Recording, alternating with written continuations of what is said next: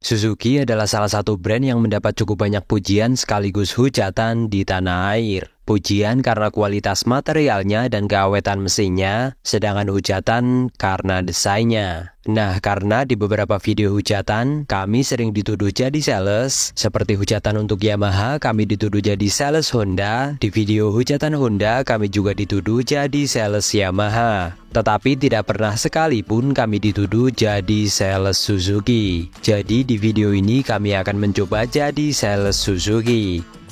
Mari kita mulai.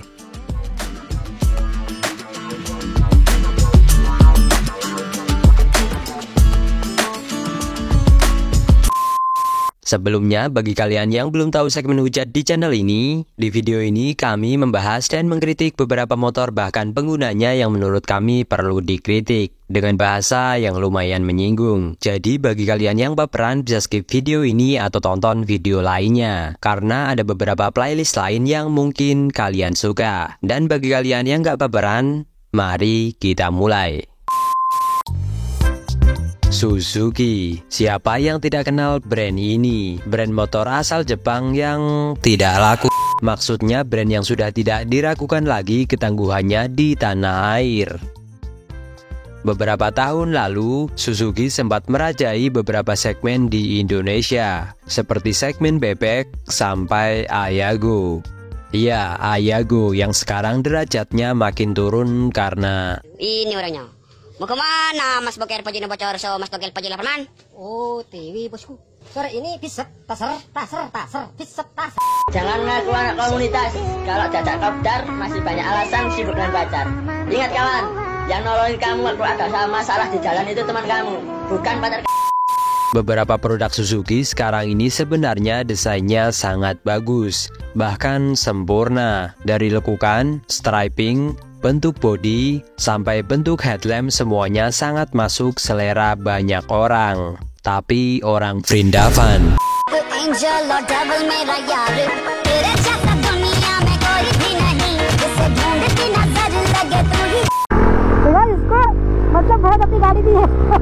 Tetapi sebenarnya ini juga masih masuk selera kita. Seperti Suzuki Bandit ini. Bukankah headlamp Bandit ini adalah permintaan kita ketika GSX rilis? Karena headlamp GSX dianggap kurang bagus, beberapa dari kalian meminta kalau akan lebih bagus kalau headlamp ini disamakan dengan Satria. Dan muncullah Bandit ini. Bukan hanya di headlamp, buntut dari motor ini juga disamakan dengan Satria. Itu menandakan kalau Suzuki benar-benar mendengarkan permintaan kalian. Termasuk jok tandem ini. Bukankah dulu kalian yang mengeluh kalau jok GSX ini terlalu tinggi? Di Suzuki Bandit ini joknya sudah tandem, sesuai dengan harapan kalian. Walaupun ada sih yang sebenarnya sudah rata tapi dibikin cengking. Padahal dulu mungkin ketika Suzuki meluncurkan GSX juga karena pengamatan mereka terhadap bikers tanah air. Mereka tahu kalau kalian menyukai jok split seat ini. Hal ini dilihat dari beberapa motor naked 150 yang dimodif jadi split seat. Tapi apa? Kalian malah meminta tandem. Dan ketika Suzuki sudah membuat jok tandem di Bandit ini, kalian malah ngilang, nggak jadi beli. Apa itu? Apa? Smart Key? Oke, kita bandingkan.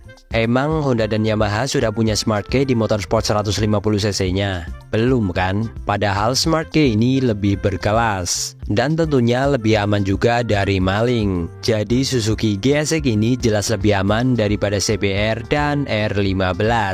Walaupun sepertinya maling nggak ada yang doyan. Di sini Suzuki sebenarnya sudah mendengarkan dan menerapkan permintaan kalian di motor ini. Lalu, kenapa kalian tidak membelinya?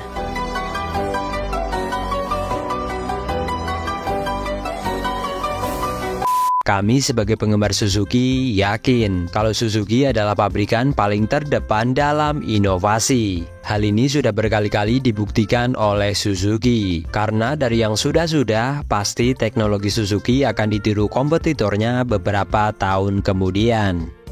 seperti Kickstarter yang ditiadakan di Suzuki Thunder ini. Beberapa puluh tahun lalu Suzuki Thunder sudah menerapkannya, tetapi karena banyak konsumen yang protes, akhirnya Kickstarter dimunculkan lagi di generasi selanjutnya. Walaupun ya ujung-ujungnya nggak laku juga. Nah, coba kita lihat sekarang. Sudah cukup banyak motor yang meninggalkan Kickstarter ini. Dan siapa yang duluan? Ya, Suzuki.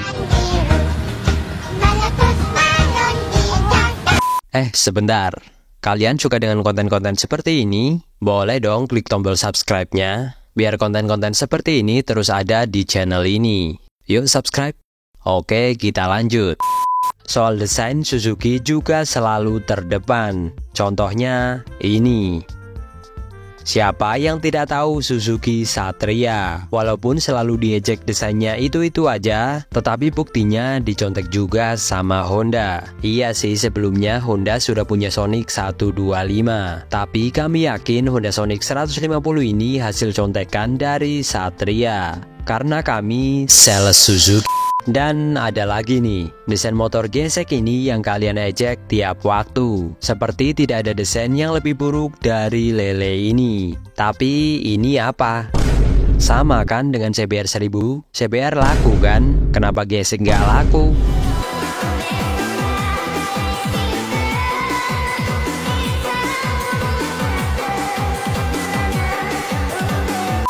Oke, yang desainnya mirip ikan. Iya, Yamaha R25 generasi pertama terinspirasi dari ikan hiu. Nah, Suzuki juga punya produk yang terinspirasi dari ikan, tapi ikannya air tawar. Lalu ini nih yang mendapat hujatan paling parah. Suzuki sebenarnya selama ini sudah membaca selera kalian seperti apa. Mau yang agresif kan? Yang lancip-lancip gitu kan? Nih, mahakarya Suzuki Avenis 125 dibawa langsung dari Vrindavan untuk kalian penggemar Suzuki di Indonesia. Nih, desainnya keren kan? Sangat agresif dan lancip-lancip kan? Kan? Lalu, kenapa dibully terus? Karena ban belakang terlalu kecil. Bukannya ketika Scoopy mengecilkan rodanya kalian pada suka. Bahkan ini bannya lebih kecil loh. Harusnya kalian lebih suka. Tapi kenapa malah dibully? Sebenarnya apa mau kalian? Dan ketika Suzuki memasukkan Gixxer 250, bukankah kalian yang juga meminta Suzuki untuk ikut masuk ke persaingan motor firing 250cc? Ya memang sih, kalian mintanya kapan, Suzuki ngabulinya kapan. Tapi kan ternyata Suzuki dengerin kalian, walaupun ya harus nunggu 1 abad dulu.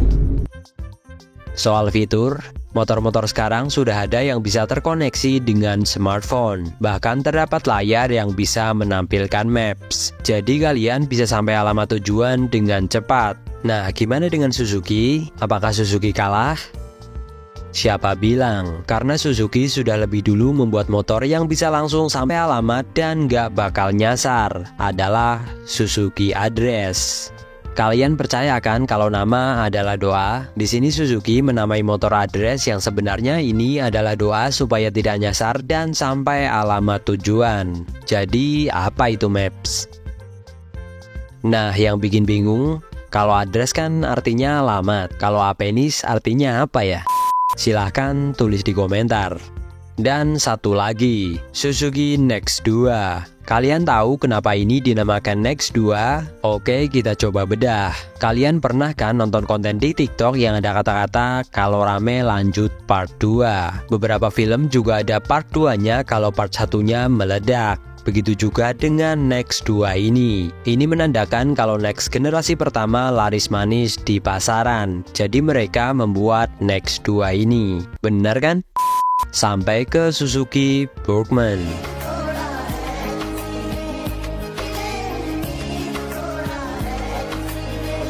Walaupun banyak yang memplesetkan ini jadi Burgman karena desainnya yang masih kental Jaipurnya, namun sebagian konsumen Indonesia masih cukup banyak yang suka. Makanya dibeli biar Suzuki kaya dulu lagi. Biar Suzuki bisa bangkit lagi di Indonesia. Dan kalau produk ini laris manis, bukan tidak mungkin Suzuki bakal membuat Burgman 160 bahkan 250 baru untuk pasar Indonesia. Tapi bannya tetap mini. Jadi ayolah beli, indenlah supaya motor di jalanan gak itu-itu aja, gak patah terus. Walaupun ya mungkin kalian akan bingung belinya di mana. Nah, sampai di kesimpulan, Suzuki Indonesia sebenarnya selama ini mendengarkan masukan dari kalian soal desain, mesin, dan lain-lain. Tapi mungkin kalian aja yang gak pernah puas. Jadi kata-kata Suzuki Indonesia budek cuma hoax. Mungkin kalian aja yang gak nganggep usaha Suzuki selama ini. Walaupun memang sih sering miskomunikasi. Nah, ternyata ada satu kesalahan Suzuki yang cukup fatal dan sampai membuat beberapa dealernya tutup, yaitu Suzuki terlalu awet. Oke, sekian video ini. Dan kenapa saya cinta Suzuki? Karena sepeda motor ini dapat saya andalkan untuk melakukan akrobat di udara.